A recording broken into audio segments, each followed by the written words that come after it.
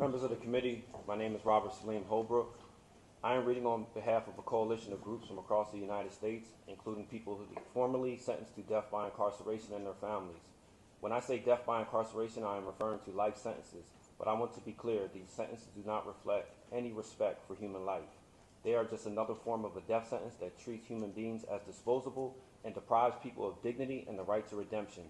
We are here this week to urge the Human Rights Committee to call on the U.S. to end its racially discriminatory practice of death by incarceration as a violation of the international prohibition on torture. In the United States, over 200,000 people are serving death by incarceration sentences.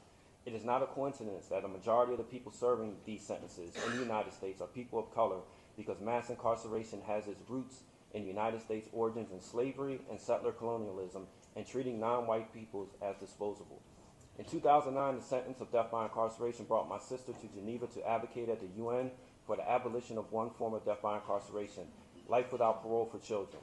In 2014, this committee recommended that the United States abandon life without parole for children. My sister's advocacy and this committee's recommendation is part of the reasons why I'm here today after serving 27 years in prison as a child lifer. But the United States still engages in this practice. Fundamentally, it is urgent for the committee to go further. As the UN expert mechanism on racism and law enforcement has recently recognized, any sentence that exceeds life expectancy is cruel, inhumane, and degrading in violation of international human rights standards protecting life, liberty, and against torture. We urge this committee to do the same. This committee has called for an end to the death penalty. Life imprisonment is a form of the death penalty and must also be abolished. We urge this committee to hold the United States accountable to international human rights standards and ask the United States, what are the state and federal governments doing to abolish death by incarceration sentences? Are governments repealing laws that permit or mandate this sentence?